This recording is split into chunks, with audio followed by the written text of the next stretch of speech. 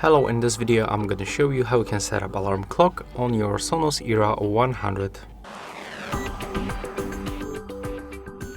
So to do this, you have to just click on the settings icon, and then when you are here in this system, you have to go for the alarms, then click to add an alarm, and first we can set the time, then we can pick the room.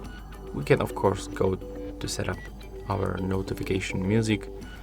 We can also set the repeat, the volume, and there's also additional options like duration, snooze alerts, and the snooze duration. If you set up everything to your own preferences, you just have to click save in the right upper corner, and then you can find an alarm right here, and you can turn it on and turn it off by tapping on the switcher. If you want to get rid of any alarm, just open it, then scroll down and click to delete. And that's all for this video. Hope you like it.